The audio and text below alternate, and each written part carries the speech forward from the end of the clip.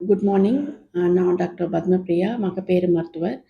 இன்னைக்கு நம்ம ஒரு முக்கியமான டாபிக் பார்க்க போகிறோம். என்னன்னா ஆம்னியாட்டிக் ஃப்ளூயிட், ஆலிகோஹைட்ராம்னியா சொல்லுவோம். இதுக்கு பல காரணங்கள் இருக்குது. அதே மாதிரி நிறையா இருந்தாலும் பல காரணங்கள் இருக்குது. அது பேர் வந்து பாலிஹைட்ராம்னியாஸ்ன்னு சொல்லுவோம்.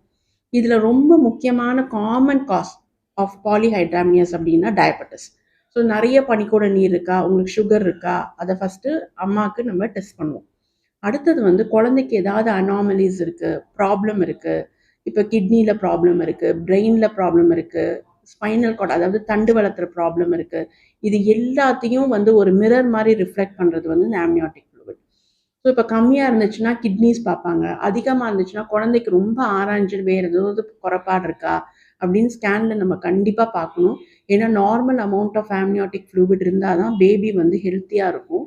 இது ஜாஸ்தியாக இருந்தாலும் கம்மியாக இருந்தாலும் நீங்கள் கண்டிப்பாக ஸ்கேனில் ஆய்வு செய்து உங்களுடைய மருத்துவரை நீங்கள் வந்து ஆலோசனை பண்ணிக்கணும். அதே மாதிரி சுகர்ஸ் கண்டிப்பாக நான் சொன்ன மாதிரி ஆன்டினேட்டல் எக்ஸாமினேஷனில் ரொம்ப முக்கியமான டெஸ்ட் வந்து நம்ம ஃபஸ்ட்டே பார்த்துருவோம், அது வந்து சுகர்.